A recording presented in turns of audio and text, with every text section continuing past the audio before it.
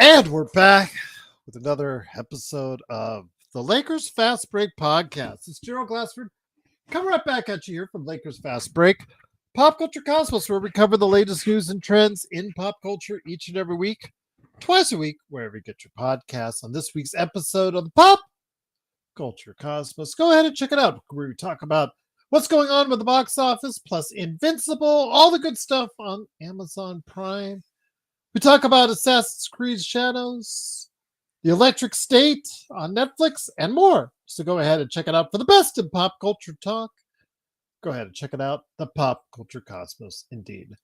Also, as well, go ahead and check out John Costa's great channels. He'll be here on in a few minutes. It'll be Clutch Talk and Lakers Corner. Don't forget, Joe Soro is Mr. Ox 1947 at LakersBall.com, plus also his game Corrupt on Steam, Coreupt on Steam, and then also, of course, his company Symblades. Symblades with a Y.com. Big shout out to Legend 350, who stopped on by to share his thoughts on who the greatest of all time is. And then also, as well, of course, don't forget Alfred Esmond, Stone Hansen talking about the draft already on his Twitter account at report_court. And then, of course, also as well, Umpire Jeff, who stopped by. Big shout out to him covering the Lakers and Dodgers. And then, of course, also as well, Daniel Barry Sports Highlights. Yo! All these great places, all these great things. Please like and subscribe, but don't forget, most of all, to like and subscribe to us to get the latest notifications on when we go live on the air with the latest Lakers Fast Break. And as a member for just $2.99 a month, you get some inside things. In fact, I dropped the latest 5 things from Jamie Sweet for members. Also, as well, I dropped first, instead, ahead of the Pop Culture Cosmos, I dropped the latest Pop Culture Cosmos ahead of the Pop Culture Cosmos on YouTube. I dropped it there first. So become a member today for just $2.99 a month.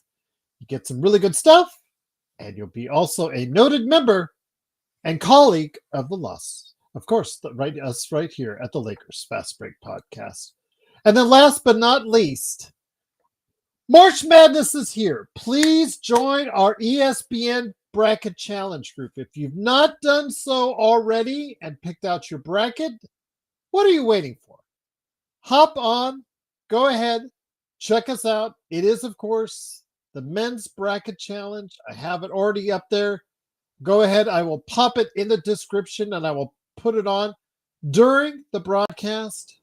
So go ahead. If you think you know who the top teams in March Madness is going to be, go ahead and pick out your bracket challenge today on the Lakers Fast Break Podcasts Bracket Challenge Group on ESPN. John, do you know your college basketball? I'm going to be honest. I don't watch much college basketball, to be real with you. All right. So well, if you just pick, if you just pick chalk on our ESPN Bracket Challenge group, John, you'll probably do much better than I do, because it's always so fun to see my picks blow up by the end of the first weekend. And I always have this David Caruso meme that was from CSI Miami with the car blowing up in the background. I said, yeah, those are my picks after the end of the first weekend right there. But yeah, I'll do it again. I'm a glutton for punishment. But yes, if you guys want to, please join us. It's all in good fun. And I'll keep everybody up to date on it throughout the weekends on March Madness. So go ahead, become a part of it. And I'll put it here in the chat in just a few minutes right here at the Lakers Fast Break. Well, the Lakers, again, when we started coming down to this period of time in the schedule, we said, man, back-to-back after back-to-back after back-to-back coming up next for the Lakers. It's not going to be pretty, but they had to start winning the games at home. When the Lakers went 0-4 on the road, they said the Lakers had to start winning when they came home. Joe Soros said the Lakers have to have a successful homestand to stay in the hunt for the second place in the Western Conference. And with that, the Lakers have proven that the home cooking is really damn good. I want to go ahead and say first off as well, for any Warriors fans outside of Legend 350 that come in here talking smack about the Warriors tonight, I don't think they will be here personally because they got embarrassed tonight by the Denver Nuggets, who didn't even have Jokic or Murray. So I don't expect any those chest-beating Warriors fans to stop by tonight, but in case they do, chat, please give them a warm reception and remind them that Jokic and Murray were not there tonight as they choked it at home against the Nuggets, who with Jokic and Murray, I'm sure will be just fine for the Lakers on Wednesday. Yay. All right. But with that, it was the San Antonio Spurs today. And San Antonio, no De'Aaron Fox, no Wembanyama, no chance.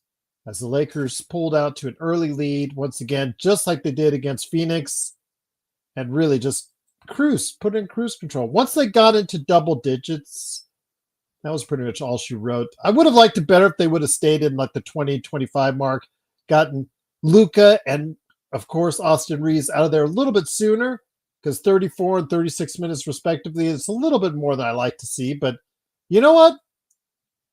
We still get the easy victory. We still get the coasting down the stretch. We still got the Bronny James token minutes, and we still get the easy victory. 125-109. Austin Reeves, 12 of 21, 5 of 13 from 3, 30 points, 6 assists, 7 rebounds. Luka Doncic, an by the way, 21 and 14 assists and 9 rebounds, just short of a triple-double for him. Jackson Hayes, 9 and 11. Dorian Finney-Smith with 4 threes and 15 points. Jordan Goodwin started today and got 15 points himself. And the Lakers, again, quality minutes from Gabe Vincent today. Dalton Connect came in with 13 himself. The Lakers just too much to handle with 125 and 109. And here today to go ahead and discuss today's easy game, and hopefully not why his pick is what it is for the GOAT of all time. I won't even just go into that, because my gosh, that'll take us to an hour in a different direction. Good man indeed. It is, of course, the man behind Clutch Talk and Lakers Corner, a guy who is, again, very knowledgeable on his basketball for now, but not for all time. It is, of course, John Costa. Damn you. I'm just kidding, my friend. I'm just kidding, my friend. Always good to have you here. A spirited and lively debate. At one time, I think it was 6 on John. So now you know what it's like to go when we talk about LeBron on 5 or Luka on 5. Now you know what it feels like. But your thoughts, my friend. The reason why we had such a spirited debate is that this game was over relatively easy, relatively early, and it was relatively a pretty darn good, showing for the Los Angeles Lakers, even without LeBron James.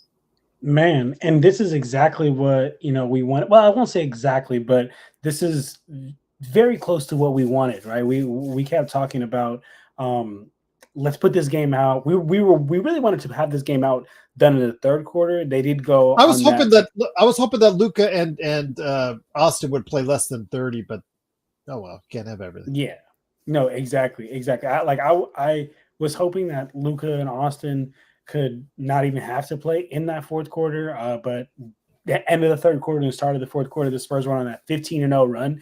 That's what kind of got them a little bit into this game. But I mean, overall, man, we just outright dominated this team, as we should. We are the better team. We're the superior team, even without LeBron James out there. We absolutely cooked, man. I did love seeing Vando just get active right there. I'm not gonna lie to you. It was really weak to see the suspension, especially because Jeremy threw the ball first, and then all he did is retaliate from that. Oh, you mean that they were kicked out? I don't know if they've been suspended yet. We'll see. Oh, so did I say suspended? Yeah, I said suspended. Okay, sorry about that. I meant kicked out. Just kicked out. They were just kicked out for just shoving, basically. That's ridiculous to me. That's ridiculous. It was an emotional play. They both had something vested in it. Jeremy threw the ball. Vando responded. Should have been left at that. I guess at the most technicals, if you really want to go that far. But as far as the game though, guys, I mean, look, we dominated them. I think we started off kind of slow, but a la JJ Redick, man, actually understands how to call a timeout. They started on that like 7-1 run, and then JJ called a timeout. We go on a 12-0 run of our own, and then from that point forward, guys, we just didn't lose the lead in this game as we shouldn't be. Dalton Connect, I'm loving his confidence, guys, his confidence. And this is one thing that we've said so many times in the show is we're like, Dalton Connect is a player of confidence. If he can have confidence in himself, if JJ can instill confidence in him, if he can get his shots out there, he will be a productive player. And hopefully everyone that's been listening to Lakers Fast Break for some time now and been tuned in here at Lakers Corner, hopefully you guys have been hearing us say this, because just as we said, it is now happening, and Dalton Connect is starting to come into his own. The way he is shooting these threes, the way he's getting to the hoop, just looks so much more confident than I've ever seen him. So that's on that. But not really much to say here on this game. We took the win, and I realize I'm not wearing any green right now. That's what I was just going to ask you, my friend. Sorry about that, guys. Okay, let me give me your, just for a second, give me your girlfriend's number. Let me call her. Say, excuse me, can you pinch your man? Pinch. It's, St. Patty's Day and all, man. That's so funny. Right. Yeah, that's hilarious. Or tell your daughter, tell your dad, can you get daddy a pinch? There you go. Exactly. No, but happy to be here, happy to be here, guys, and happy St. Patrick's Day. Joe, what are you looking at? You look disgusted. Your face looks like you're like looking at poop. Don't your kids come up to you, Joe, if you're not wearing green on St. Patty's Day? By the way, happy St. Patty's Day, and pinch you? I figured not. Yeah. Why not even ask sometimes? But all right. It is, of course, the Lakers Fast Break. It is, of course, John Costa and me, Gerald Glassford. Thanks again for watching, listening. Lakers win 125-109. They are 42-25. Has ESPN updated their standings as of yet? And in honor of St. Patty's Day, we bring out a guy in another green shirt. Indeed, he is the mastermind behind Simblades with a Y.com. His game that he helps bring to reality in Crypt, CREUPT on Steam. And then also as well, of course, don't forget, he is Ox1947 at LakersBall.com. It is Joe Soro. Joe, glad to have you here. The Lakers with Memphis's loss. And man, this could have worked out so nicely if JHS would have hit that shot in regulation and Philadelphia stopped wanting to tank and blew that 10-point lead. And Denver, without Jokic and Murray at Golden State, he figured that was really going to work out well. But the Lakers still move up to fourth place.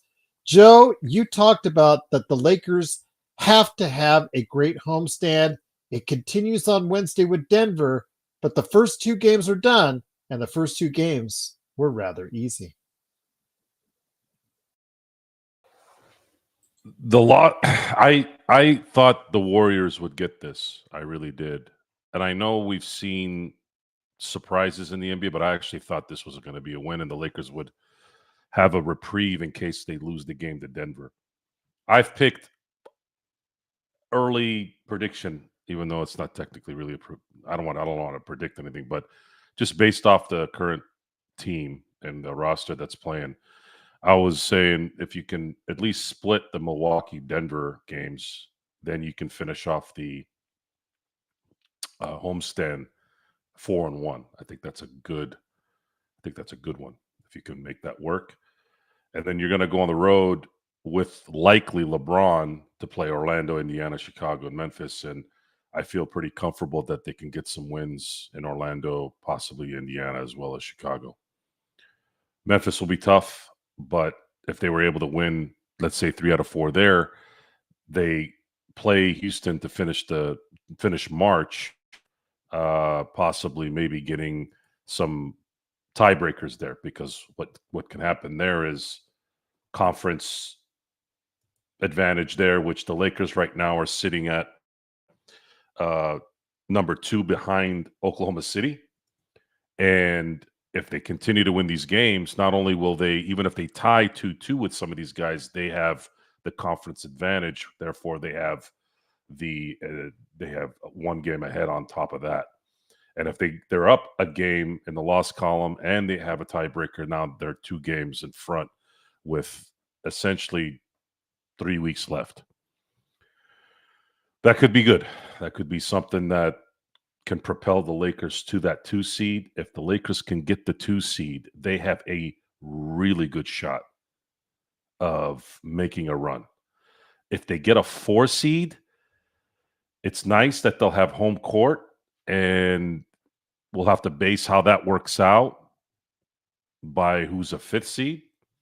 Right now, it's gonna be Memphis because they lost today. Do you play Memphis to start the season at home? Now, the problem with playing Memphis is you're actually playing an East Coast team in the Western playoffs, because you got to travel all the way to Memphis, all the way to Tennessee. Tennessee, when there's an addition in terms of expansion or relocation, however that plays out, Vegas, Seattle, there's going to likely be a movement. There's going to be one team that's going to move to the East Coast, and I believe it will be Memphis, because they're the furthest east. I think Stone said they're 3 games. They're 3 hours behind. Is that true? They're like Detroit of the South. Detroit is considered Midwest, but they actually are 3 hours ahead on the time zone. These things matter because you're talking about a team that's going to be working a little bit harder than most, because there is some talent deficiencies in certain spots. A lot of these guys that are playing really well right now, i.e. AR, i.e. Jackson Hayes, those guys are going to get a little bit more thunder, if you will, from a 7-game series prepped opponent. And I'm thinking the Lakers need to play the easiest couple teams to start this thing.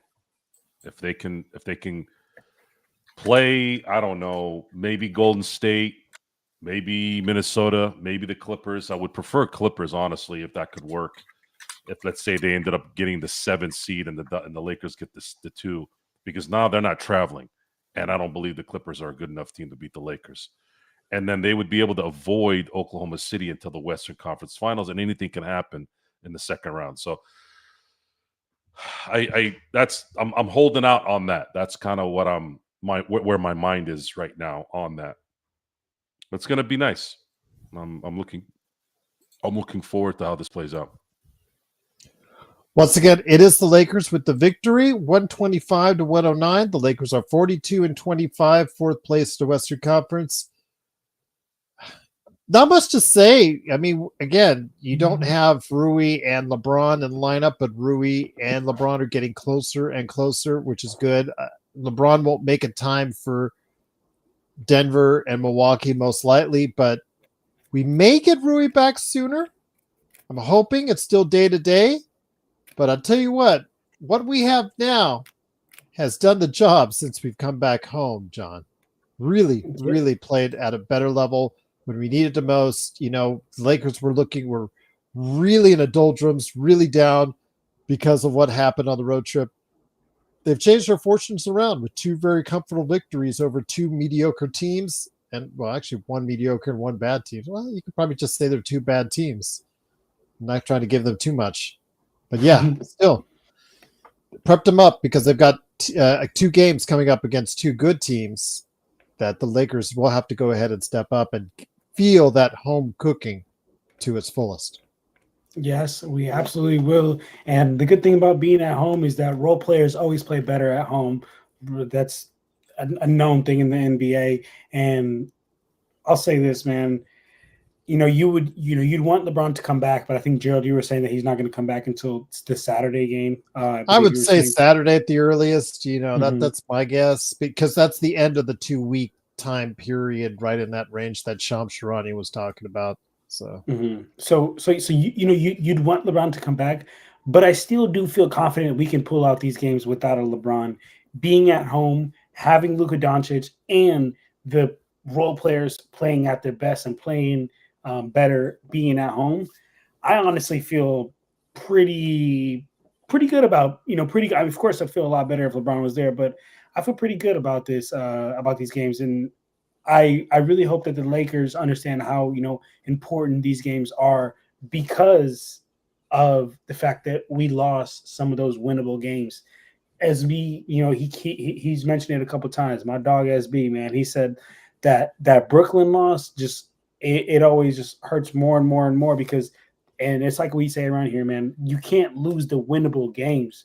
Losing the winnable games is how you fuck off a season, to be honest with you. So, well, I'll say this, man. I think the chances are much better with LeBron out there, but Bucks or Nuggets, whoever, man, Luka Doncic and us being at home, role players will step up. Luka Doncic will do his thing. Luka Doncic can easily carry, and mind you, by himself, I think he can easily carry a team to 2 wins.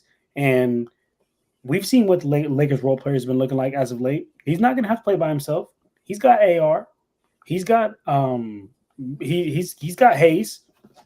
He's got everybody that's been stepping up. Goodwin, who Joe loves. I mean, he's Gabe, who once in a blue moon, he'll give you a good 3-point shooting game. So, hey, man, I think it's very possible here, very, very possible here, Gerald. Well, because we went, Joe, to Denver, and with a team that was Austin Reeves and the Nobodies, almost took that game in Denver. Had that last minute go right a little better for us, they'd be praising a lot more right now as far as what the Lakers would be doing, because they would be in second place in the Western Conference. That's how close it is, guys, as far as at the top of the heap in the Western Conference. This game on Wednesday is very important. And then to follow up on that with Milwaukee coming in as well. How do you think the Lakers are going to be able to handle it over the next 2 games starting on Wednesday and then following up with another back-to-back on Thursday, Joe? Well, they can make up for those losses by beating Denver and Milwaukee without LeBron. Losing that game to Denver hurt because they were up 3 with 53 seconds left. All they had to do was lock down.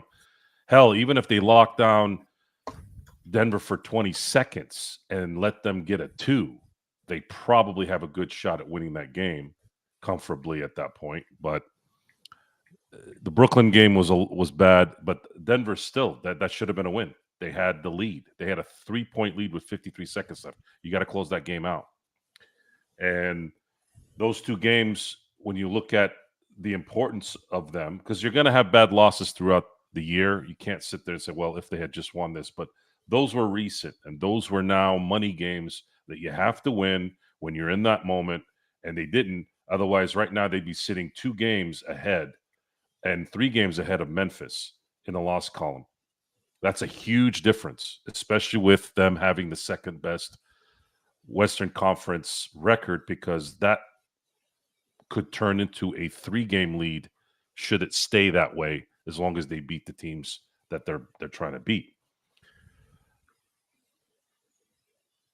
It won't matter in the end if you just get the second seed. None of those losses mean anything. Get the second seed. The focus should be get the second seed. And I've heard things from prognosticators, pretty stupid too, by the way. I can't believe they have a job. Word. Huh? It's a really good word. Yeah, and I say that as an insult, kind of a hidden insult in that, as in sarcasm.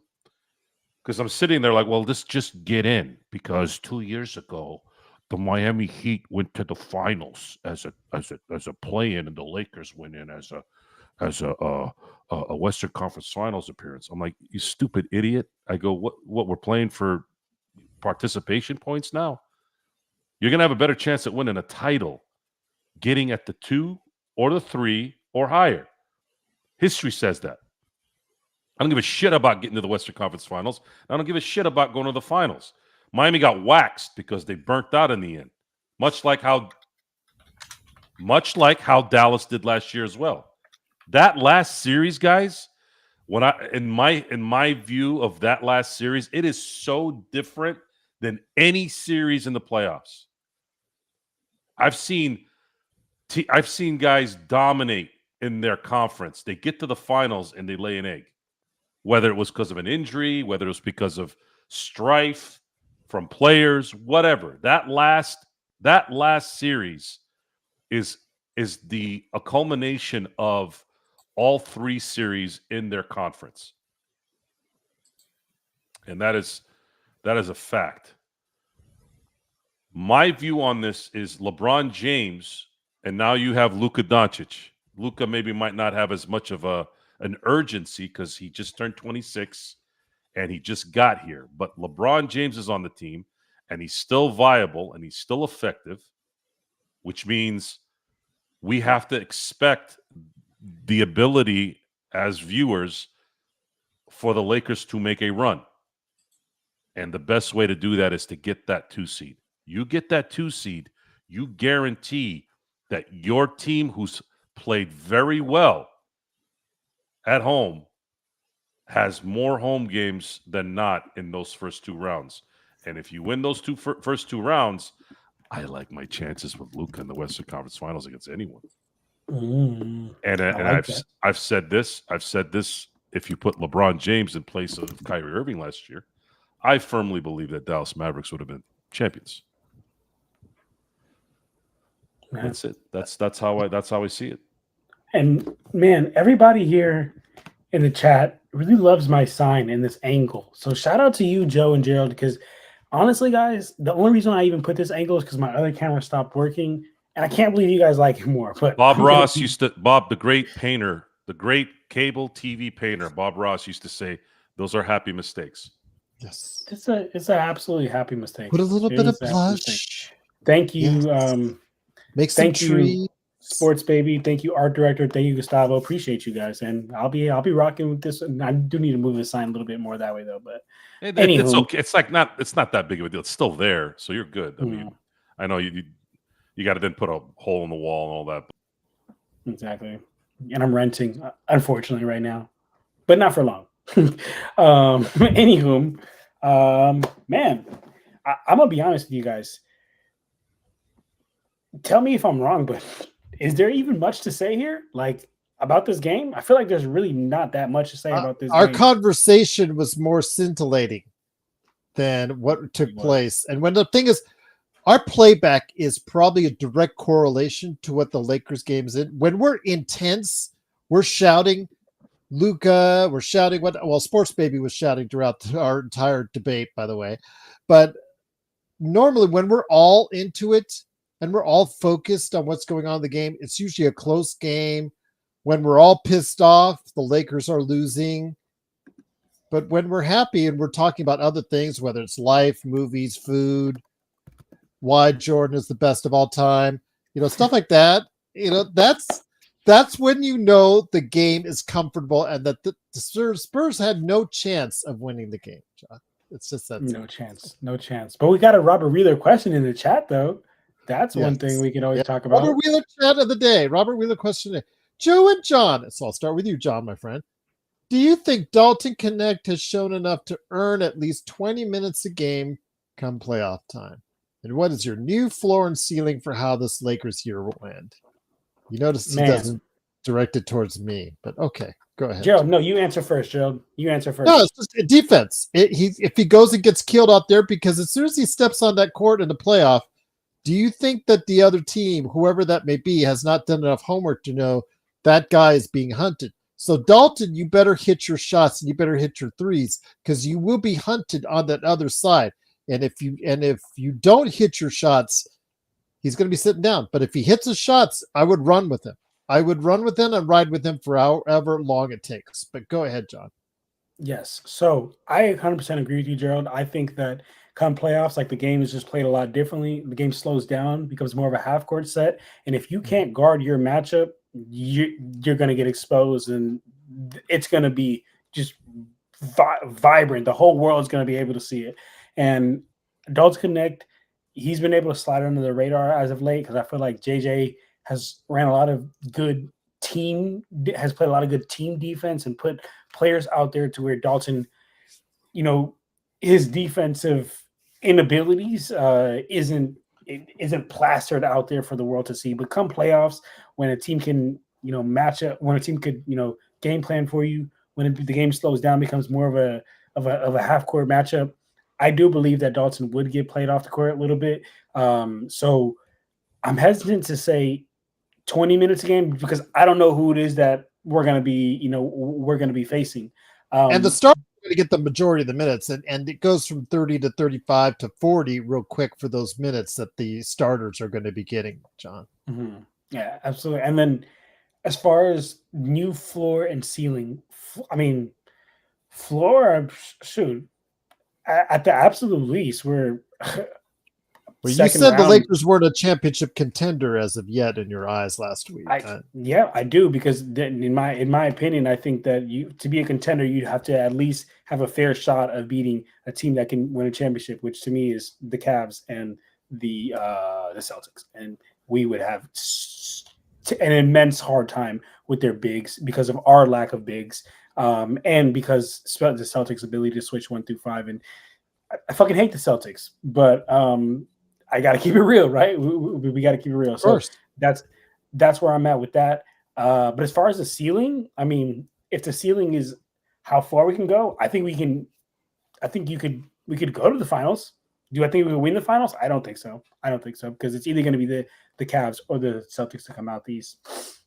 But and it's no slight on Dalton if he gets played off the floor in the playoffs. We saw where Vanderbilt, Russell, those guys at various points in the runs, in the Lakers playoff runs, those guys were played off the floor because of what they couldn't do on one side of the ball. So it's no slight on Dalton, but it does showcase where he needs to improve his game. Joe, your thoughts on the Robert Wheeler question of the day?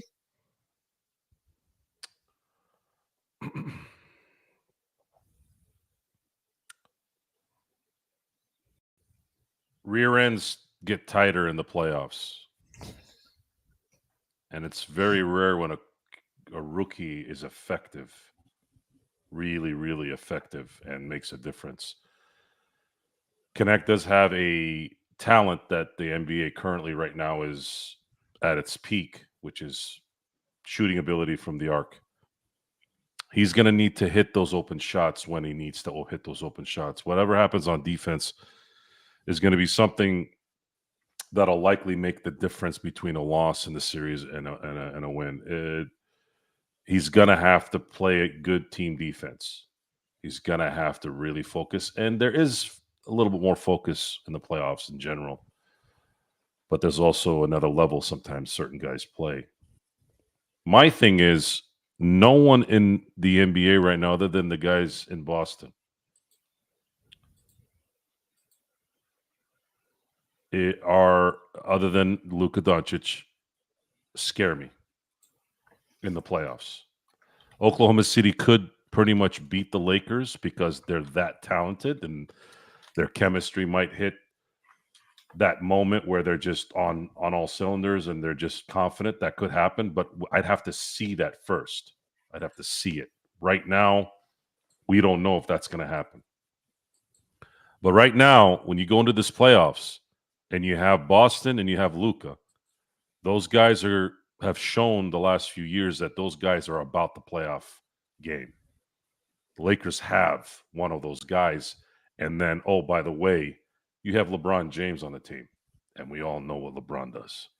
LeBron hasn't really had a high seed here since 2020.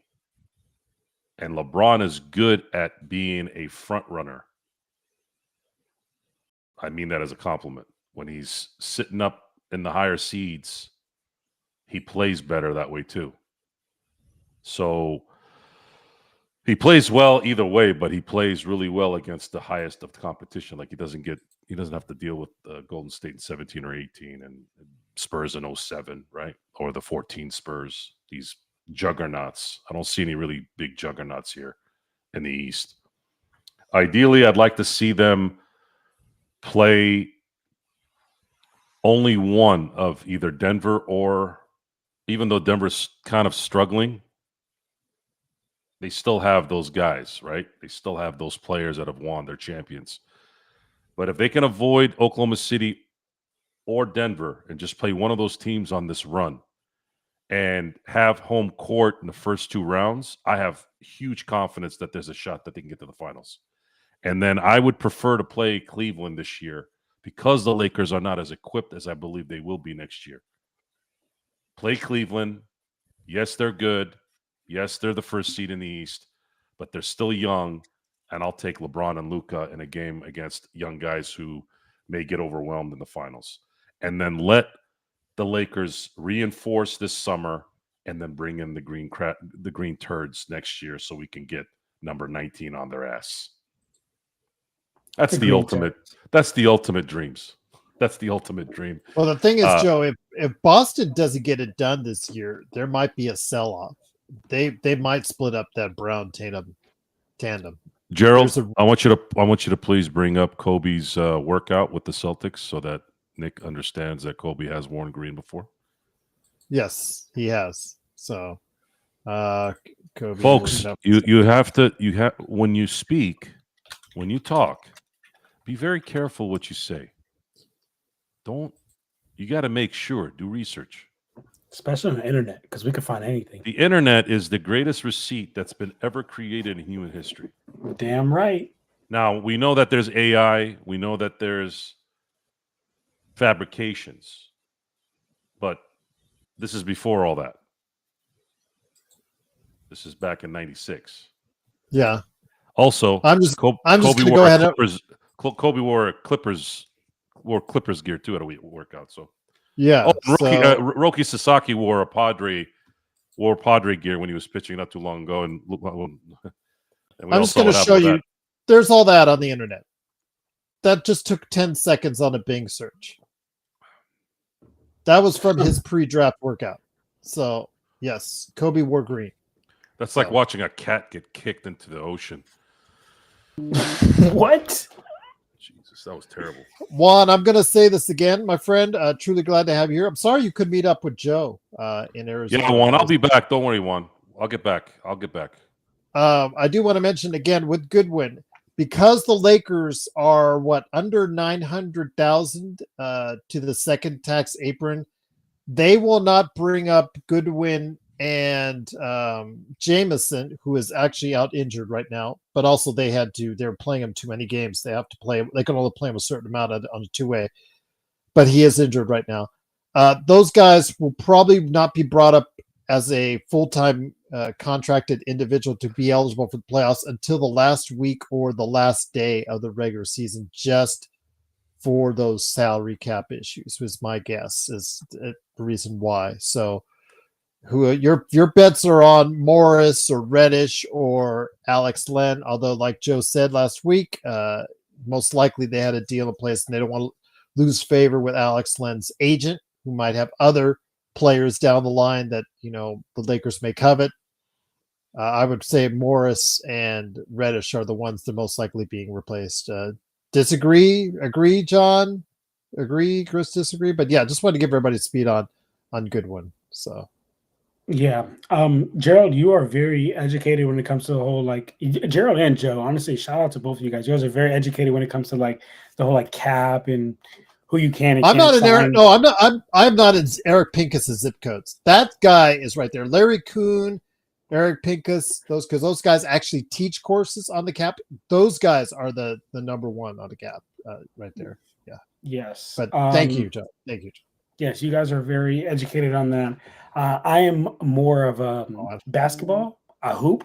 That's what I do. And I like to keep the game simple. So sure, absolutely, right. At the end of the day, John, it's always about money. And at the end of the day, it is. And that is one part that I kind of don't like. I don't like how the game is just turning into so much of a business. And I understand it's a business. I never try to overlook that, but it's also, basketball is very simple in its simplest form.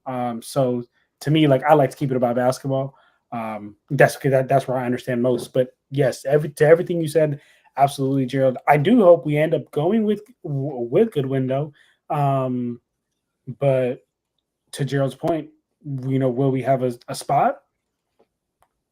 They'll create a spot, but it's got to be towards the end of the season just for financial reasons. But Martin, yeah, I'm interested to see what kind of contract they sign him to, John, because if it's just a straight end of the season deal, or will it have an option for another season, a team option for another season? That it will really make me curious, because that will answer his question on whether or not we have a chance in signing him this offseason. Yeah, I'm right there with you. Joe, anything to add to that? Because I know, Joe, you and Xbox were going back and forth between Goodwin. You were favoring Goodwin. He was favoring Shake Milton for more time. Goodwin seems like the player that seems to be more in favor by JJ at this point in time. And Goodwin, for the most part, has had some good games. Your thoughts on Goodwin? I think Goodwin has a better first step and a better release on his shots, whether he's going to the basket or taking a shot. Shake has a hitch that I don't like that can get exposed when it matters. Plus, he's shaky. That's a knee slapper. I like that one. Yeah.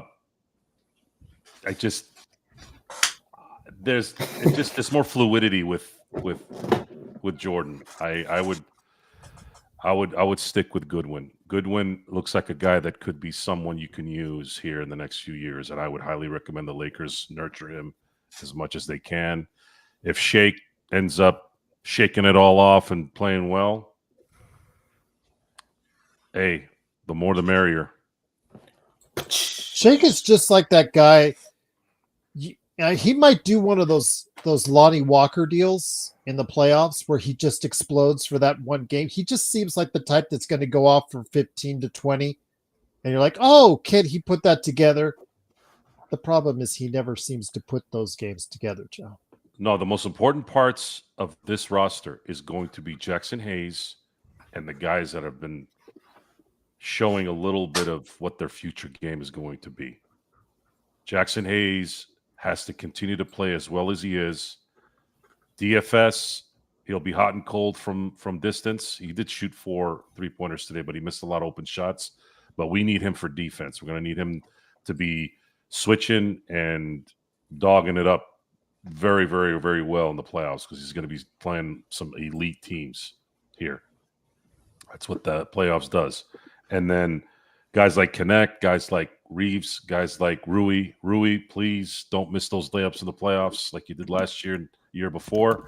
And then I want to see what happens with LeBron when Luka is running the show. I want to see striker mode by LeBron. If LeBron is getting to the basket because Luka's finding him on a dive and it's constant and consistent. And then on top of that, they can't stop Jackson Hayes from his pick and rolls. This is the future of what people are going to have to deal with. Just imagine if we get a center that's better than Jackson Hayes who can do that, and you have one more player that has some good speed and can get to the basket relentlessly. You get those 2 players this summer, guys, for Luka and LeBron, and get ready. And if barring injury, you better get ready to size up that ring for the Lakers next year. Fuck yes, Joe. Oh my gosh, bro. I be telling people, I'm like, you see the way we're playing right now? We're doing this, in all respect to Jackson Hayes. We're doing this with Jackson Hayes. Can you imagine if we get a serviceable, real big out there? Actually, that's disrespectful. I'm not going to say serviceable. Jackson Hayes has been very serviceable. But if we can get like a starting caliber big out there to match up with Luka, oh my gosh, like we might run off 2 back-to-back, 3 back-to-back. I'm going to be honest, guys. It's looking great for us. And Joe, to quote you as to what you were saying earlier in the playback, we're only getting started, right? Weren't you saying something like that, Joe? We're only getting started. Luka hasn't even played a We've only just begun Come on. to live. Hey, Nick T. Personally, I would not want to go with Naz Reid, only because I don't think Naz Reid matches the type of player that Luka needs. Luka needs a big that's more of a rim running lob threat big, just because of Luka's dimes are on a whole nother level, and that lob threat opens up so many other options for everybody else. So personally, I wouldn't want to go with Naz Reid. It's a stretch 4, not a 5. He's not. Exactly. He's more of a 4, not a 5. There you go. Thank you guys. Your rebounding problems aren't solved with him as your center. He's a good stretch 4, excellent stretch 4 option. But yeah, as as a 5, I think you guys are asking for trouble. I really do, because he's not a rim protector and he's not a rebounder, a high level rebounder. And Best League said, just get Bam. Brother, if it was just that easy, I think we would have got him. But yeah, no, I absolutely love Bam. He's a rim protecting big, can catch the lobs. Like, great. I would love Bam, but I don't think, You think he's had a down season, and so have the Miami Heat for that matter. Do you think he's really worth his cash right now? Because right now he's got he's looking in the mid 50s for what actually 51 next year, 55, and then he's going to pick up his last year in 28, 29. He was for never 59. worth that, even at his peak. Yeah, that's way the problem, too. That is supposed to be Giannis prime, Luca prime money. LeBron. He's worth 30, 35. I'd say 30. Yeah, I'd say 30. I can't go higher than that, much higher than that, guys. 50, Yeah. $59 million you're paying a 31-year-old Bam Adebayo. So I'll just leave it at that. To answer Brian's question, and also to Natalia, I hope I said her name right, to Natalia's point, man, pretty sure Derek Lively's contract is up, and Derek Lively would be an amazing person to put with Luka. Not only because he still has an extension, because remember, he's on a rookie contract. Okay, got you. Yeah, he's not leaving unless he is getting traded out of. He's not leaving on his own. He is not. He is still got another contract he has to sign with the Dallas Mavericks, and then of course if Nico does another trade with the Lakers within the same calendar year, I get killed. They will burn the AA building to the ground. No way. Gafford, Natalia said Gafford's available. Miles Turner would be nice. Only thing about Miles, I don't know if Miles Turner would have the stamina to get up and down. Like, this team runs like fucking crazy. Best League said Bam is 37 next year. I hope you're not talking about age, because I don't think so. No, I'm just according to what's coming up for Sport Track. He's got 51, 54, and 59. That's his contract that he's already signed on his extension. And for Daniel Gafford, he is not an unrestricted free agent until 26-27, the summer of 26, John. Just to let you know. Brian said realistic lob threats. Lively is not moving. What do you mean? Like moving the needle, or what do you mean moving? Oh, you mean like he's not moving from the Dallas? I get what you're saying. Yeah, I mean, to Gerald's point, Gerald, the cap expert, man, he just laid it out. I mean, next year he might be in the 30s, John, but then again, 51, 54, 59 for Bam Adebayo. So it does not look good when you guys trade for these guys, you have to also look how it looks at the back end of the contract. And if you're going to pay Bam Adebayo close to $60 million a year, man, you better hope that salary cap goes up. It's just, you guys have to. Oh, he's 30 million next year, but he's 60 by the end of his contract. It's a huge leap. A large fucking number to get paid in a year. Miles Turner says the best option. Yeah. Rim protection, plus you have three-pointer. Yeah, he is a great option. I wish he rebounded better, but yeah.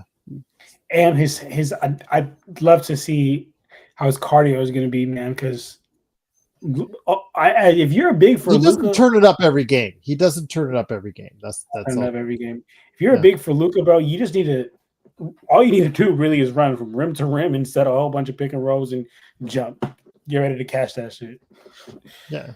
But Joe, any other options out there? I mean, any other options for you that you might think? I'm not going to say Zubats, because Zubats is not leaving the Clippers, but he is the big body that can catch lobs, that does pick and rolls, that rebounds, block shots, scores. That type of body. Kessler, I know everybody loves, but would you really trade Kessler if you're Danny Ainge, Joe?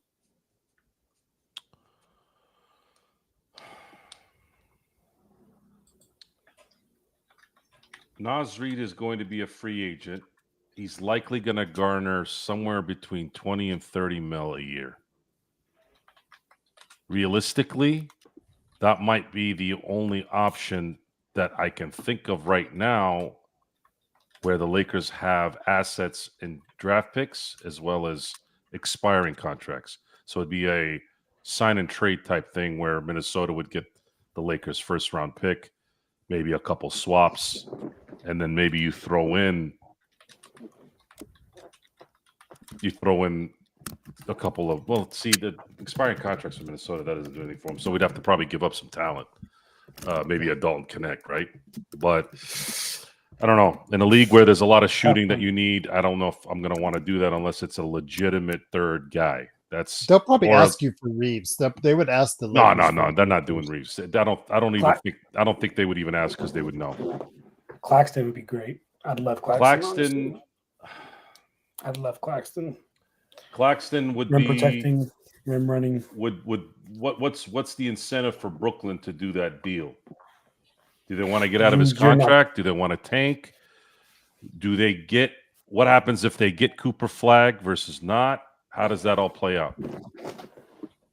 They're not going anywhere anyway. But yeah, there's an option there. That's something that could be realistic if the right deal is. And the Lakers have been doing business with Brooklyn for a while, so they're one of the few guys. They're one of the few teams that the Lakers have a relationship with. I've talked about this before. I don't know who is going to want to leave. I don't know yet. The free agent market is not that good for the kind of player the Lakers need, full out need. Naz Reid would help. Like if you came to me and said, Joe, the only option that the Lakers have is to go get Naz Reid. I mean, all right, at least you got another big there that can shoot, right? It'll spread the floor out even more, which will help Luka and LeBron even more. So that's actually a positive. And maybe you re-sign Jackson Hayes, and he's your pick and roll guy off the bench.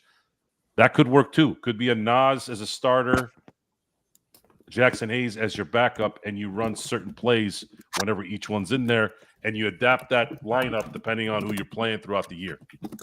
I don't mind that. I don't mind that at all. Naz Reid would help. He would help tremendously because he's going to get a lot of open shots, guys. He could be deadly with Luka and LeBron. You cannot guard Luka and LeBron. And if you got somebody like Jordan Goodwin who's improving, and then you got AR who are threats, it's just you're gonna have to pick your poison at that point. And JJ's only not even a year in as a coach. He's gonna improve after this year too. He's gonna have another summer. He's gonna have another training camp. He's got, in my opinion, the best point guard on the planet playing for him. It's a lot. Duren, what they try to best league. They try to get Duren. Detroit did not want to trade him. And if I'm Detroit, I don't know why you would trade him, unless you're getting something really big back. But Duren would help. Oh yes, that guy's central casting. I'll give you Duren. I'll give you Duren. I'll give you. He is built like a brick shit house, and he can ball. For his in terms a brick shit house is insane, dude. That guy's built like a fucking kangaroo. That guy's insanely strong.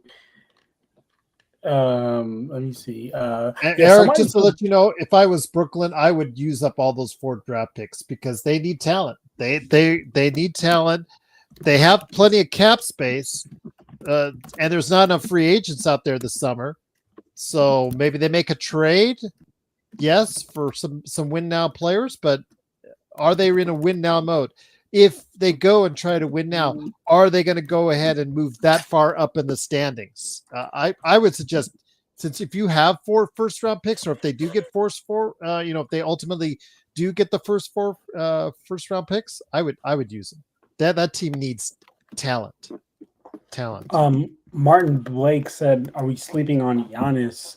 He's saying he heard Giannis wants to play with Luka and LeBron, which is dope. I mean, which is part of my original take when I was like, "Man, we're gonna win so many championships or at least for sure one championship guaranteed these next coming years once Luka resigns for that 5-year contract extension." Is because like who doesn't want to come play with Luka? Now I'm not gonna say I think Giannis is gonna come, but at the same time, I think Luka was gonna come. Didn't even think that was even in the possibilities, in the realm of possibilities. So Martin Blake, I feel you, brother. I'm gonna let a brother dream. I'm gonna let a brother dream. That's all I'm gonna do. Beef stew, Isaiah Stewart. I don't know about that. Clint Capella is great. I actually dropped a video talking about bigs that would be great for this team, and I do think we could get Clint Capella on a rather solid deal because he's starting to downfall. Jonathan Isaac, Orlando. Oh, there might be some options in Orlando. They'd want offense. So if you could think about doing a trade that will get them offense, Joe, they're in for it because that's their big downfall. That's why they just cannot score the basketball. That's why they've really just, even when they got their guys back, their 2 stars, they just couldn't win games, is because they just cannot score, and that's the problem. So a connect probably would be, if you weren't going to trade Austin, they're probably going to ask for connect next. So maybe. It's going to be, I believe, already set up to get something that's going to matter. I believe they're already there. I believe Rob and the Lakers organization already kind of know which direction they're going to go and how to put this thing together. It's a lot easier to put a team together for a particular point guard than it is maybe a guy like AD and LeBron on a team, because the quintessential point guard that's like a Luka, the guys that are like Jason Kidd, Luka, those guys just tend to make players better. And I'm not saying that LeBron doesn't make team players better. He's just long in the tooth right now. That's not really his game. His game right now is to focus on preservation and making sure that he does what he does best, and that is getting to the basket and inflicting fear because of that. His ability to shoot has improved greatly. Shoots better than I think most people give him credit for, still to this day. So if you're going to have to worry about LeBron making shots from long range, maybe doing a little bit of turnaround jumper business, you don't see a lot of that right now. You saw a lot of it in 2020, 2021. I think that's what really took him to another level too, getting in that mid-range, because I never really saw too much of a mid-range game when he was playing in Cleveland and Miami. That 2020 and 2021 season, he was doing his Dirk step back, one-legged mid-range stuff, and he was making that shit almost all the time, every time. And that's how much they feared. That's how much they feared what was around them at that time. They just said, well, let LeBron, if he gets to mid-range, just let him do his thing, and if he makes it, it's a 2-pointer. We'll go back and get a 3. Problem is he kept making the 2, and if you didn't make the 3, then you have to deal with him on the fast break. And the Lakers were fast breaking everyone to a title that year. I would like to see that. I would like to see that too, by the way, guys. I know it's good. You don't want LeBron to be running all day, every day, but when he's not in, I'd like to see if the Lakers can get that other player, that other perimeter player. And when Luka's in there without LeBron, and you got someone that can get to the basket and dunk and not have to worry about getting blocked. That's the other thing, is I want someone that when they're in within that 2 to 3 foot range, they make that shot, either a dunk or a layup, and it's consistent and they're not fumbling it. That's important. I was going to add in there, well, real quick, John. I was just going to add there, because you said Nick Claxton. It is on his salary. It's a declining salary, goes from like 29 million down to 20 by the end of his contract. So that's a good thing, but he just can't hit free throws. Are you concerned? The fact he did shoot 0 for 10 in a playoff game from the free throw line, and the fact he shoots 50% over, let's say, someone like Duran, who shoots in the high 60s. We mentioned Zubats, or who was the other one? Duran. They're in the 70s as far as their free throw shooting. Does that make any difference to you? It does, actually. Great and great point, Gerald, because that big is going to be shooting a lot of free throws come playoffs, because he's going to be playing next to Luka, so he's going to be getting a lot of lobs and finishes at the hoop. So that does concern me. But at the same time, I do believe that, like I said this on my last playback we were on, free throws is something you can get better at.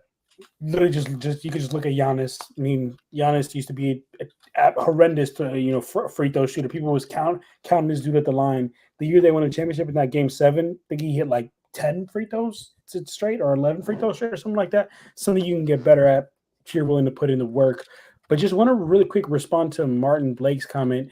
He said you're not upgrading with Capella. I actually disagree. I do think you are upgrading with Capella. He's kind of looked washed this year. He finally lost his starting spot to Okongwu, which is something Atlanta was hoping for much sooner. But now Okongwu is finally, after 5 years in the league, he's finally starting to blossom. He's finally starting to get some double doubles. I think that's a fact. The reason why people would say he's starting to decline more is for the exact reason that you just said, Gerald. He's getting less chances. He's getting less time. Because the Hawks are like, damn, we need to start looking to the future. We need to start investing into Okongwu, the next big here for the Hawks. So they move Okongwu to a starting lineup, which is why I'm saying, and again, I don't know the whole cap thing like you do, Gerald. So if you know something that I'm not mentioning here, that's why I believe that we could get Capella for a better price because he looks like he is on the downgrade. But the best he'll get is an MLE. The best he'll get is MLE. He may just only be offered a veteran's minimum, which again at a veteran's minimum might be something you want to look into. And it's a similar situation to Hayes, right? Guarantee everybody out there didn't expect Hayes to have a surge like this, right? And Luka's brought that out of him. And I think Luka does the same exact thing to Clint Capella, except Clint Capella is a better rim protector than Jackson Hayes. And I would say he has a lot more experience of being a pick and roll partner because he was a pick and roll partner with Trae Young for a hell of a long time. He was James Harden's pick and roll partner, and he understands the game and he understands angles. So I would disagree with that comment saying you're not upgrading with Capella because I do think you're actually upgrading Capella. Also, he's a lot more of a beefier dude. So taking a lot more hits in the paint, protecting the paint a lot more. So that's just one thing I would add on that. If you want to go defense and rebounding, though, John, somebody at a decent salary, just like right around Austin Reeves' range, is Mitchell Robinson. But his injury history is the only thing that. Which you might get him cheap. You might get him cheap because of his injury history. Which is the same reason I wouldn't want to stay. I'd want to stay away from Robert Williams, Time Lord, because to me it's like your best ability is availability. And to Brian's comment, exactly, bro. I dropped a video on Lakers Corner. Please go check it out. It was a couple of weeks ago now. But I was basically talking about what players would line up great next to Luka, and I said that exact thing that you just said, Brian. Capella's game would be unlocked with Luka. So that's that. So that's on that, brother. To Martin Blake. But I respect your take though. There you go. Once again, it is the Lakers Fast Break. It is Joe Soro and John Costa along with me, Gerald Glassford. Thanks again for watching and listening. The Lakers win comfortably 125-109. 42-25 are the Lakers. 4th place in the Western Conference. And Joe, it's a tight race. It's nice the fact that almost everybody under him got gave the Lakers some breathing room tonight with some losses, but man, it would have been so much better if Philadelphia held on to that lead and if Golden State, the team that's been beating their chest for so long now, actually looked good against a Denver team without Jokic and Murray. Gordon got 38 points tonight. All the more reason to keep that momentum going against 500 and above teams that the Lakers have had. They've been playing very well against those teams, whether they've had LeBron, whether they had Rui or not. Now you're going to have an almost fully assembled team in the next few days to go play Milwaukee and Denver at home. Play competitive basketball to see if you can split them at the very least, and then make sure you win that game in Chicago. If you have a 4-1 homestand, that's admirable. If you're gonna have to lose one of those games, I guess at Milwaukee, you got to beat Denver. You got to make sure you got that tiebreaker to help you out in the end there, because this thing looks like it's going to end with matching losses, and The tiebreaker will likely be the decider. The Well decider said. between home court and likely a loss before you need to get to where you need to get to. It's just that this has to fit perfect for them to have a shot here. They have holes on this team, and the only way they can get through it is to have some luck on their side where they play the right teams, the right matchups. They don't get taxed too much. LeBron doesn't get taxed too much. And then when they need to play the big teams in the conference finals or the finals, hopefully they're playing young, impressionable players and teams like Oklahoma City and Cleveland. If they play Boston in the finals, it's going to be really hard. It's going to be really hard. They'd have to play really good basketball the entire time.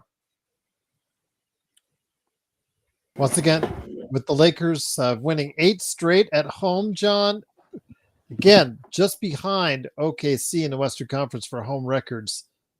15 of 16 of their last home games as well, according to Mike Trudell. I wanted to give him his what he tweeted out on Twitter. Your thoughts, though, again, this home cooking, for what they couldn't do on the road, the home cooking, it is important for the home cooking to really, really be good this homestand, John. It is, and I have good faith that it's gonna be good, Gerald. Same way I said earlier when we started up the show, role players play better at home. Luka Doncic, by all means, has the ability to carry a team to a couple wins on his own. Just hold it for a little bit while LeBron's out. AR steps up, and Luka doesn't even have to do it on his own. AR steps up. I mean, tonight, look at AR led the way for us in scoring with 30 points. Luka does his thing. AR does his thing. Role players play their part. I think we can win out this homestand. Might sound crazy, but I think it's possible. And if we get it done, and like how, to Joe's point, what he said earlier, as long as we can finish in that second seed, I feel like that's all that really matters, man. Because then we play the 7th seed, and as of right now, that is. Okay. So it'd be a play-in between, as of right now, the Timberwolves and the Clippers. So you don't know for sure who that would be right now. But honestly, I mean, I feel really good about almost any team in the West, to be honest with you. Or at least I feel solid about it. There's no team that I'm trying to 100% trying to avoid. Like I remember last year, we were talking about, is it worth even like maybe punting a game or two because we didn't want to get Denver? I remember we were talking about that, right? And there was a part of me that thought that was right because I know playoffs comes all down to matchups. But this year, like, there isn't many teams that I'm like, oh man, like I really, really just don't want to face them, except the Celtics and the Cavs. But real quick, I am going to do my recap really quick though. Yep. So if you guys, we're almost out of here, my friend. Okay, so perfect. I'll let you guys battle between who is the GOAT here on another kitchen. Again, we will probably have to dedicate an episode to that, John, because that'll take up so much space. That conversation will likely be over soon. Okay, well there you go. Because LeBron has already won it. No, because it's a tiresome argument, and it's the lowest common denominator. It's the lowest form of conversation at this point. I would disagree. How is it a lowest form of conversation? Because it's a futile argument. You're going to sit there, no matter how much facts I bring to it, you're still going to believe what you want. That's why it's called an opinion. No, I actually have legitimate stats that. That's actually not true. I have legitimate stats and facts, I'm not talking about basketball stats either. I'm talking about real life. You're talking about just a little people's opinions. Bobby Knight or whatever the fuck he is. Yeah, I'm talking about. You don't know who Bobby Knight is, Joe. Let me tell you something, Joe. I already said this shit once. Men lie, women lie, but numbers don't, Joe. Numbers don't. I don't lie. Joe, Bobby's somewhere in the afterlife is throwing He's throwing a chair at John right now. Numbers don't give a fuck who Bobby Knight is. Give a fuck about who that is. Is it? Yeah, I said I don't give a fuck who he is because he's called the General for a reason. Shaq is the General. They got some. Look, if I wanted car insurance where I have to wait for voicemail, I don't know if I want to go that route. Okay. All right. Well, But there you don't have forget it. to check out John Costa and his Clutch Talk and Lakers Corner as he does his wrap up for you. Also, as well, go ahead and give him some love out there. Like and subscribe. Big shout out to also as well, of course, Lakers Zach on Lakers Live as well. But yes, John, always great to have you here. Always, again, there's Xbox. We love you, man. There was nothing but love. It's just all opinion. You say Pau Gasol is the greatest, so there you go, man. He But said he's yeah, his it was, GOAT, not he's the greatest. well, that's who he thought was the Because he's GOAT, a greatest of all Spaniard time. and he supports Yeah, I the know that's Spaniard. why. Yes, I understand why.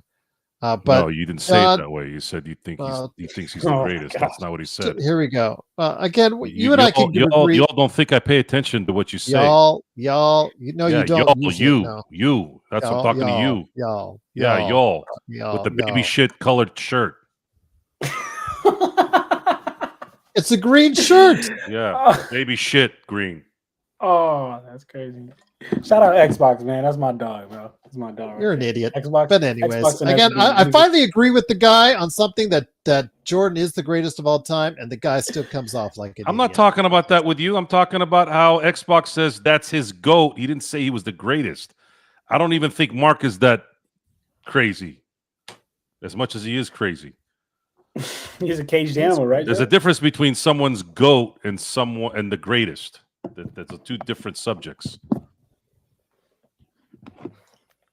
There you go, John, Chris. great to have you here. Yes, here you go. Just I feel like when Joe goes off on one of these dumb rants that he has, you feel like everybody's IQ just There's like nothing lowers you can itself say like that'll 5 to 10 affect points. what I say. Nothing. The t-shirt's green, Chris. It's not funny. So again, I'm wearing green. Good job, Chris. I hope you're wearing green. St. Patrick's Day right here. It's green. South High Spartans, South Torrance High, right there for you, dumbass. Mm-hmm. So there you go. That was for you, Joe. South Torrance High. There you go. I don't know where that is.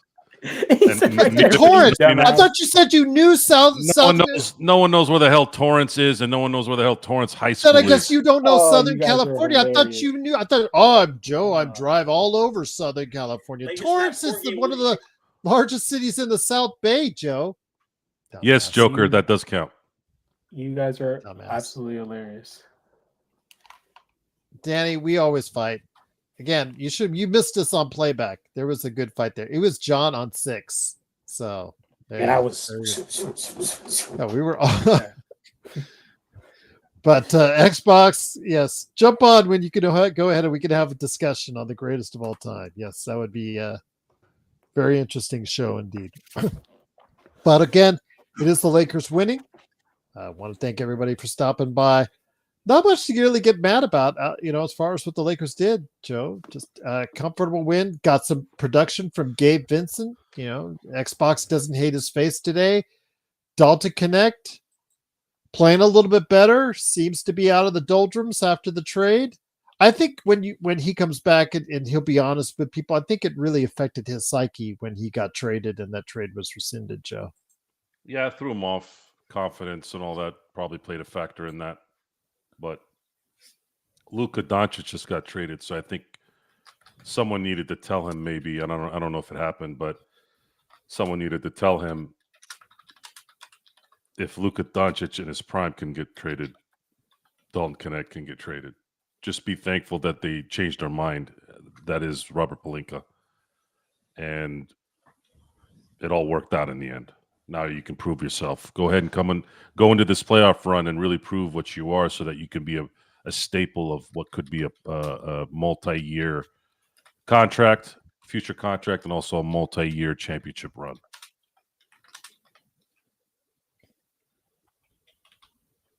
I don't know what that statement was for Nick, but yeah, man, the wit well has run dry a little bit for you, my friend. So just slow down a little bit. Go back to your Luka hating. Indeed. But once again, it is, of course, the Lakers What did Nick fast say? break. I wasn't reading.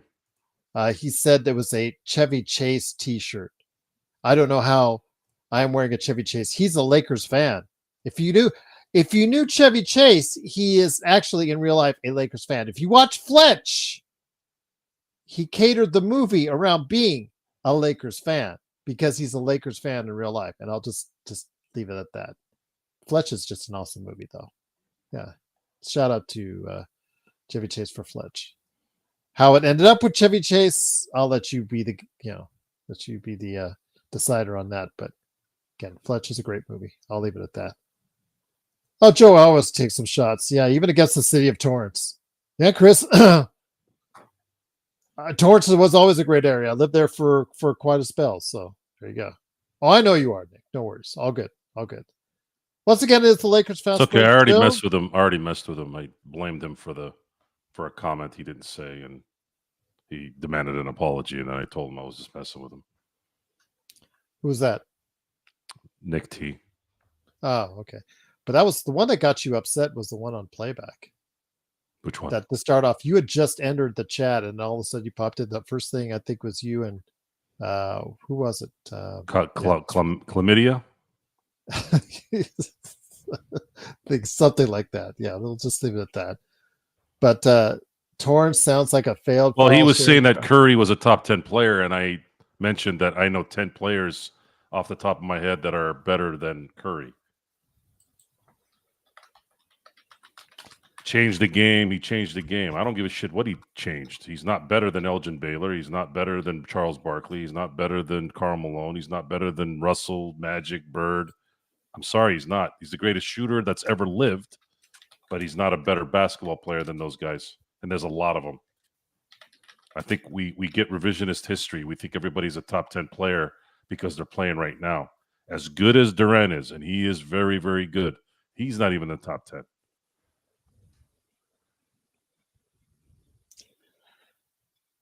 You guys are now going on to the Torrance hate, and I'm telling you right now, you don't want to get 100K, people mad at you there, because Torrance is a fairly big city. So I'll just leave it at that. I said I know where Torrance is. I said I didn't know where Torrance High School was.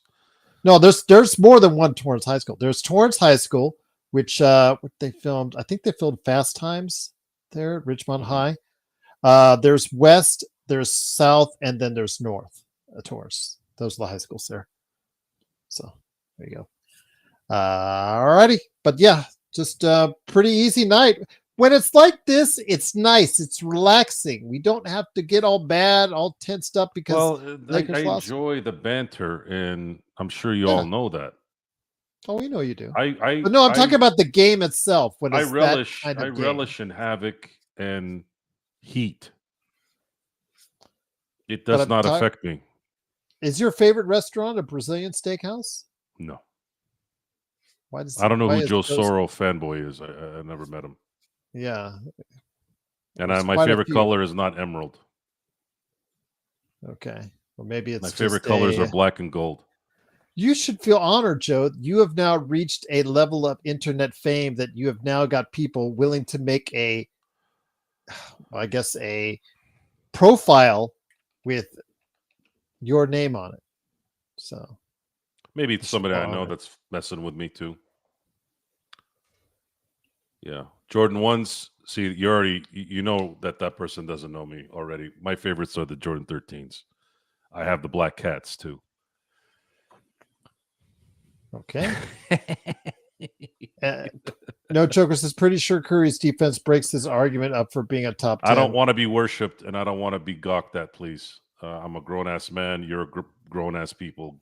Don't worship people. It's very sacrilege if you want to get religious. This PSA of the day was brought to you by Joe Soro. Yes, I don't wish to be worshipped. I think one of the best commercials ever made, not just sports, is Charles Barkley saying, "I am not a role model." And I agree with you. Yes, that is one of the best. I am not a role model. Maybe to my children and maybe to people around me, but strangers, I'm here to entertain. I'm here to get you out of maybe some dead time in your life, to kind of get you out and have a little bit of a release and some enjoyment. That's ultimately what this is for, as well as us getting our release out and talking about stuff that we enjoy. That this is about fun, and it's about, maybe if we're fortunate enough, have it be a living as well down the road. When are you guys doing meet and greets?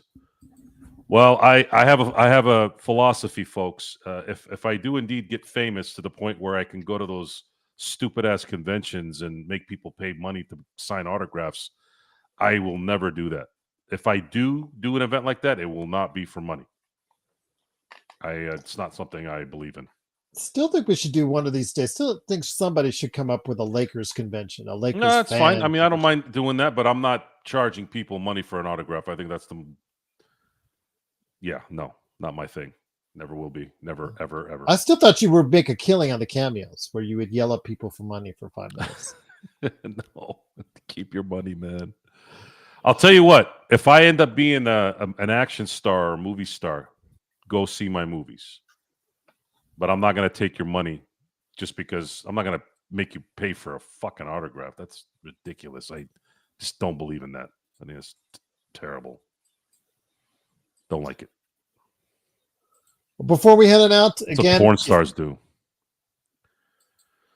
Okay. And And on that note, do you hate that?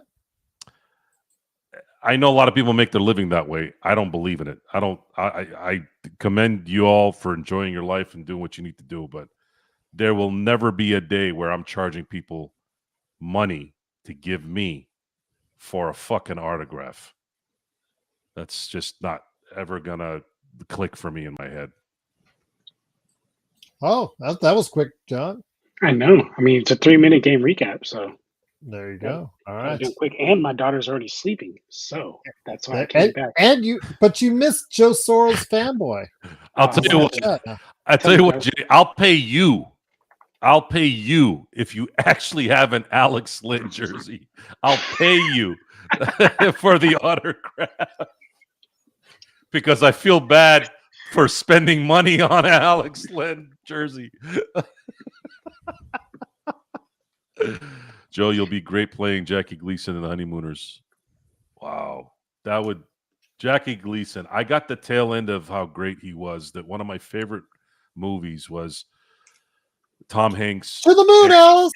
Tom Hanks and Jackie Gleason in a movie called Nothing in Common. It was the bridge between two iconic careers. One coming to an end and the other beginning. I highly recommend watching that movie. You get a chance to see true greatness meeting the beginning of true greatness in terms of the performances of actors. Joe, can I tell you something, Joe? Mm-hmm. You've reached, I mean, you've known you've been a legend in our eyes, but you reached legendary status when you got somebody that has a Joe Soro fanboy name. I'm sorry, Gerald. I said it earlier before you were off. I said that earlier. Yes. Well, I got to level of internet fame. Look at this. This is from Chris, the art director. Really? Wow. Okay. I was gifted this by Chris. Shout out to Chris. And his hospitality in Arizona was absolutely fabulous. I couldn't pay for anything. He wouldn't let me. Bought me drinks. Shout out to Chris. Big shout out. Enjoyed a fabulous day watching baseball. I had never been to spring training, which is an embarrassment on my part, especially considering my freaking family's lived there for 15, 20 years now. And their Camelback is literally 10 minutes. I could walk there.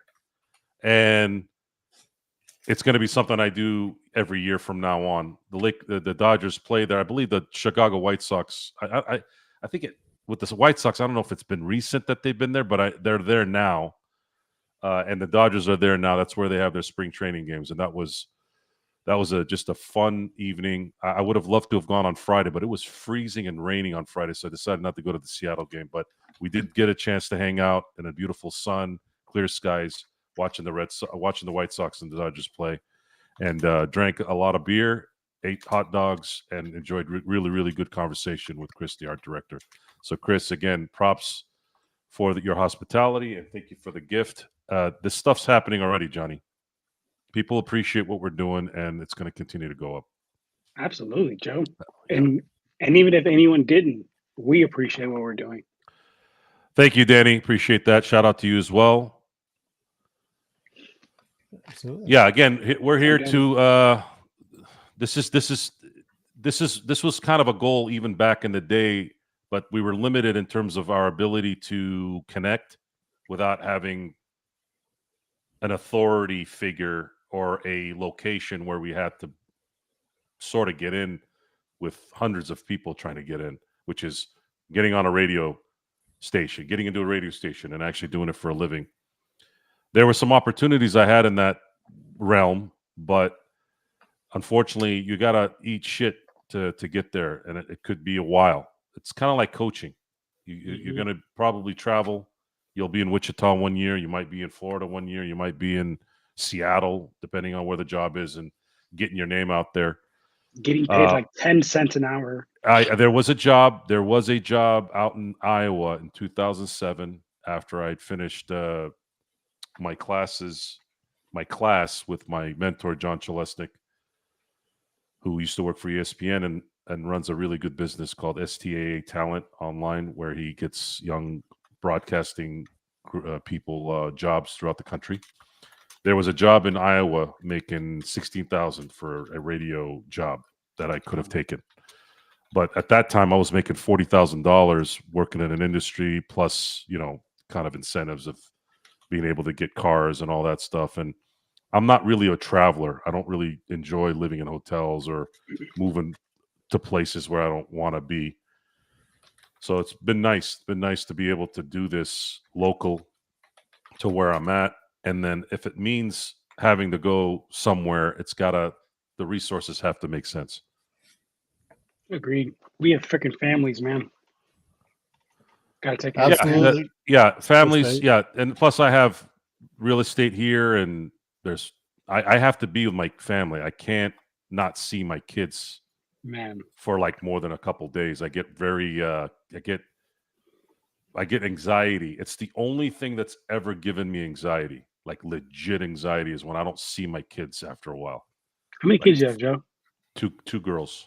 2 girls. Beautiful. Joe, you too, I just need them around me. I don't. My kids are getting to that point where they're getting older and they have their own lives and all that. And it's always an ongoing joke that they don't really, they're not approach. They don't approach me like I have to go. Hey, how you doing? What's going on? That's just kind of how they are. I just got to hear them in the house. It's weird. There's a tingle in my head where I'm like, okay, and my eardrums, and I'm like, okay, that's what I want to hear. I want to hear them. They're good too. You know what I'm saying? That's they're safe. They're safe. My wife is very independent. She has her own career. I wouldn't have been able to marry anybody that wasn't independent. I can't marry a hanger-on. That would have never lasted. I don't have patience for that. She's her own person in her career. She very viable, very independent. But there are the basics that she needs. Number one is she can't sleep well when I'm not home. She doesn't sleep well. When I'm at home, she sleeps like a baby. But when I'm not home, like most, women that are in a big house, they start to outthink themselves on what's going on outside. And I'm so nuts. I have my piece in a drawer downstairs when I'm downstairs, and then I have my Benelli nearby. And sometimes because I'm an idiot, I like, well, what would happen? I wish I could find out sometimes, but I really don't. I'm just kidding. But the thoughts come through my head, like, what would happen? Our house would be the worst house to come to, because the way the stairs are, the first thing I would see on the top of the stairs is your head. And you're gone. And then on the right side where the loft is, I could sit there, bird's eye view, right? But while you're walking upstairs, you wouldn't know I was sitting there. So I shoot you in the back of the head. You're gone. Gone. Yeah, it's a good. It's a very safe house. It's a very safe house if you know when you with those angles. But again, the deterrents are help. They help. I have cameras all over the place. I also have sensors where if anybody's coming on the driveway or in the backyard at night, I will hear a sensor. I will hear a buzz. So yeah, it's a good setup. I like my house. I literally have the same thing, Joe. Like to where like I have literally every window, every door, anything. Alarm will go off, and I'll know that it's opened. It'll make a loud sound. I have ring. I got it all ready to go. Yeah. And just in case you want to, if somehow you get past all of that, I got a gift that you're gonna have to meet. It's gonna be the last thing you see before you see the Lord. Yeah, it's very important to be ready. You just never know, and you just wish that it doesn't happen. Though it is something that you don't ever want to happen because it you just don't know what could happen. Absolutely, I agree. I agree. Well, on that note, it is, of course, the Lakers fast break. Lakers do win 125-109. The schedule does get a little bit more intense with the Denver Nuggets coming up on Wednesday. And then right after that on Thursday, the Milwaukee Bucks. Hopefully we can get a good taste of revenge both those games. But we'll set that up for you on tomorrow night's show, which we will have. So join us for that. John Costa, any last plugs for you before we head on out? Follow me, subscribe to my channel, my Lakers Corner channel. Literally as we I already posted my 3-minute game recap on YouTube, posting on Instagram and TikTok and everything right now. Please do check me out on Instagram. It's Lakers_Corner. TikTok it's Lakers Corner 24, and Twitter it's Lakers Corner 2. But get at me, man. Follow me, and as always, man, by far, best Lakers chat room, post game, playback, everything, man, everything. And Gerald, thanks for being a legend. Thanks for hosting as always. Joe, thanks for being Joe. Appreciate that. And I will say happy St. Patty's Day to everyone again. Again, if you are interested in doing the bracket challenge on ESPN, please go ahead. The link is in the description below. Join us. If you go even chalk the whole way through, you'll do better than me. I can guarantee you. I am that bad at the March Madness picking. But go ahead. I like to do it for fun, and hopefully we can go ahead and have a few people from the chat join us as well, and we'll go ahead and update you on everybody's doings in the March Madness bracket tournament. So go ahead, ESPN Bracket Challenge, the Lakers Fast Break podcast. We've got a group there that started. The link is in the description below. Happy St. Patty's. And it also was a shout out to our Australian friends. I'll tell you what, Mark and SB, guys in the chat, those two, like Joe and I, they go off at each other, but you know what? At the end, they're still friends to this day. So they are mates, as they say. So They're brutal. They're brutal. They were. Well, you missed it, Joe. At the beginning of the show, they were brutal to each other. And then the chat was getting involved. You see nothing. We have our own chat, just us three, and it's pretty crazy. It's pretty brutal. It's my cup of tea. I'll just put it there. We'll leave it at that. You know whose cup of tea it's not? I honestly feel bad, but like our guy Zach, I feel like sometimes. No, Zach is he's in a blender with us, man. You have opened his eyes. I knew the second that you guys add them into that chat room, you guys, you were he's sitting there and he's like, eyes. "Good morning, everyone. How are you today?" And we're like, "What the fuck are you doing, SB? Are you fucking jerking off in the bathroom again?" Like, I can only imagine him going. Jesus Christ! All I did was ask everyone how they're doing. He's probably like on his phone, like trying to make sure nobody sees it. The chat is insane. No, I agree. All right, Joe. Any last thoughts, man, on this St. Patty's Day before we head on out? One of those days where you get that most comfortable win, and you just like. It's really hard to be mad. It's been an interesting month, 2 months. Almost 2 months here, month and a half. The excitement, the hope since February 1st has been continuing to carry everything. The mindset is different. The losses haven't been as hard, even though they've sucked. A few of them have sucked.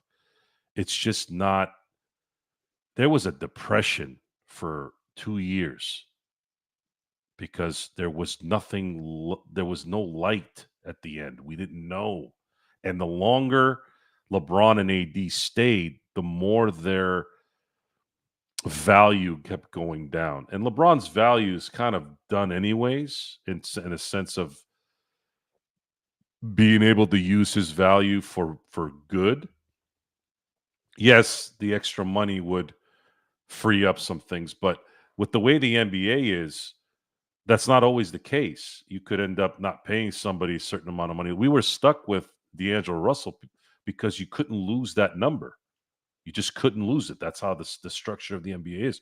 You got to pay these guys what they're owed according to the CBA, and it just sucked to have to say 2 years in a row that they needed to re-sign a player that just was not the guy that you needed when it mattered. And they were able to finally get that flipped into a serviceable player in DFS, and on the occasion that Shake Milton can also provide some benefits as well. And that worked out.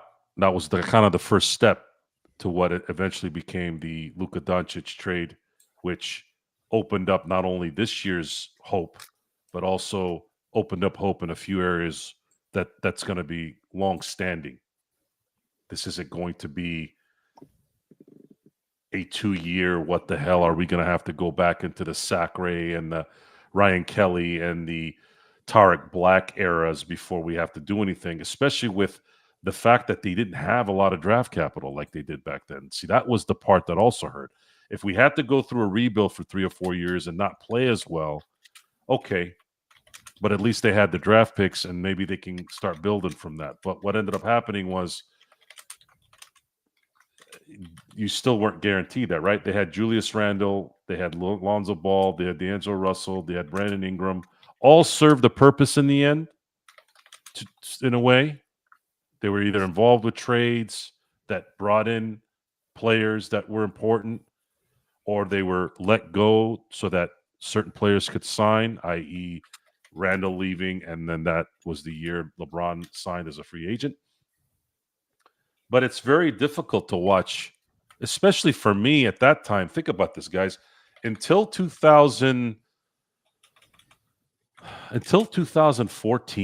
the Lakers had missed the playoffs 5 times in their history. Think about that for a second. 2014. Before that, missed playoff. They had only missed the playoffs 5 times since 1947. We didn't know what that was. We didn't know 3, 4, 5 years, 7 years of not tasting anything of any kind of championship run. We never felt that. So it was weird. It was really, really weird. And I was scared that it was going to happen this time again. But not only that, but you didn't have your draft picks to boot, which would have been just franchise. It's like a death sentence to your franchise. But the trade on February 1 is the ultimate game changer and will go down as one of the worst trades for one team, if not the worst trade, and then one of the best trades, if not the best trade, for the other team. And all the weight issues and all the attitude issues and all the whatever issues with Luka Doncic, there were earmarks and bullshit in that area. You're listening to guys like Markieff Morris. You're listening to guys like Kyrie Irving talking about him like he was their family member. I'm sorry, folks. When you hear players talk about other people or anyone in general, when you hear people talk about another person like they're a family member, I'm going to start questioning your bullshit first. So whatever's going on with the ownership, and of course you see these, you end up seeing, I can't remember his name. He looked like Bucktooth Jimmy from one of the episodes from back in the 80s. He had a gap and everything. I don't remember who's in Dallas, the Dallas owner. And that's somebody you guys don't know. That was from back in my day when I was a kid. I mean, you got this sloppy guy, overweight guy, almost talks with a sort of a lisp, but not really. Or at least that's what it looks like he talks like because of his teeth. And I'm like, this is the guy criticizing Luka, talking about weight issues. And then I'm sitting there looking at Nico Harrison, and it's obvious this guy's eating shit because from these guys. Why? Why would he allow himself with all that time he spent with some of the greatest people in this industry, Kobe Bryant, the agencies that he's been involved with, all that, so that you can take a bullet for these people? Why? So you can get a piece of a casino maybe down the road? What is this really about in the end? It's bullshit.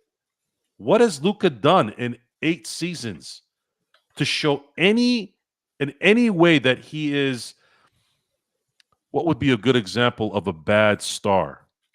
Someone, hey, let's use someone that I actually did like, so that it's not just somebody bad. Allen Iverson. Allen Iverson was one of the best basketball players I've ever watched, but his dumbass could not get along with Larry Brown, or just get into any consistency where there wasn't some bullshit going on. Did you ever see that with Luka? I never saw it. Not with teammates, not with ownership or executives until this year. So it was a smear campaign based off what I've seen and what I've heard. And now the benefit in the end is us. We are the benefactors of this horrendous, stupid move. So in a way, we're not going to balk at it, right? Hey, thank you, Dallas, for doing this, because you might have just allowed our Laker fan base to witness possibly title 18, 19, 20 for the next 10 years, which is, geez, man. I mean, at that point, if the Lakers end up winning, let's say 3 more titles in the next decade, that means, it's God willing, I'm alive in the next 10 years. We're talking about living through a time where we saw our team win 9 championships. At least for me, that's as an adult, that's me. So that's the button on tonight. My enthusiasm, my hope, my excitement for what's coming and what's going to be also coming after this season. It's going to be one of the more enjoyable off seasons. I can feel it, and we're going to have a lot of fun on the show doing that as well. Yes, sir. I want to thank Raider Chris before we went on out to just became a member. So thank you again for becoming a member. Truly appreciate it. Don't also forget, we have the bracket challenge on ESPN. Go ahead and be part of the Lakers Fast Break podcast group there. Also, as well, for our Facebook viewers, normally we have not been on Facebook for the past couple of weeks. We have had problems with Talk Studio.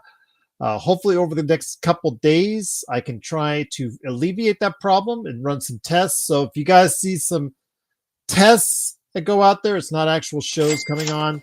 I will actually be just trying to get them worked out with Facebook. So don't fear, just trying to get things worked out. But yes, we are aware of the issues with Facebook, so we are trying to solve that as we speak. No Joker, thank you so much for the $5 super chat. Truly appreciate it. Raider Chris becoming a member. But it is the Lakers winning 125-109. I like that, Joe. Just easy victory. No threat of them coming back and winning the game. They never got back really in contention. And I hope it's like that on Wednesday and Thursday. I'm not expecting that. I'm not expecting. I can hope. Yes. Because even when they are up, if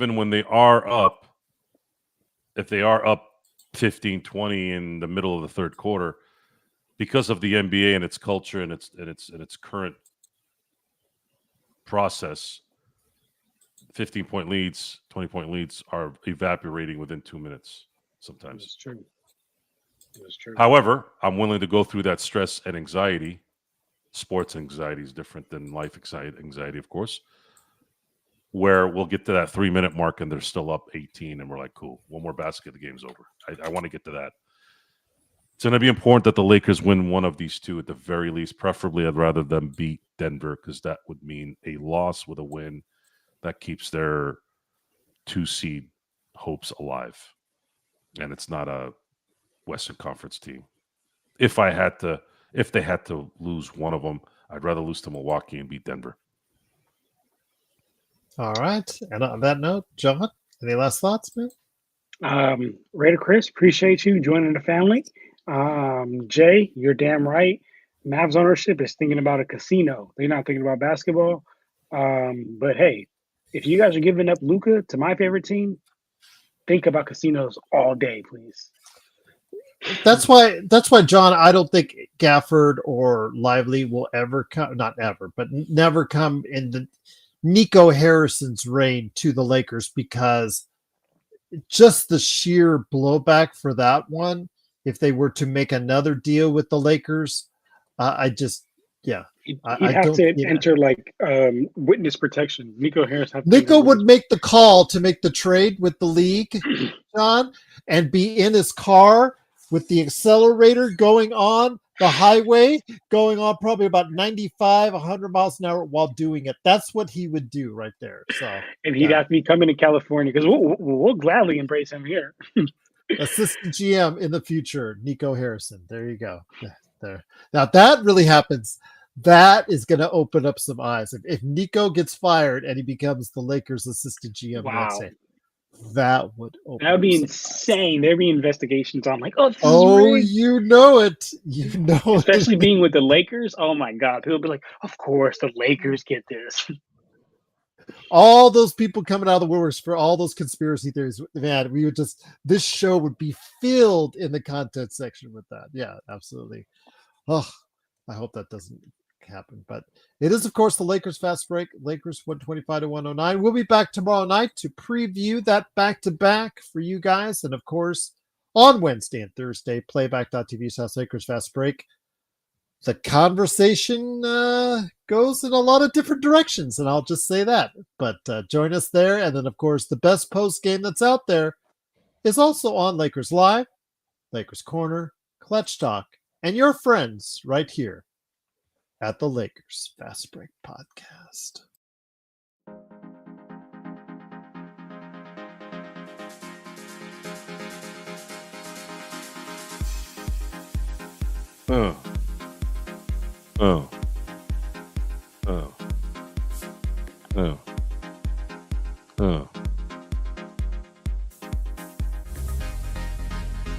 Happy St. Patrick's Day, everyone.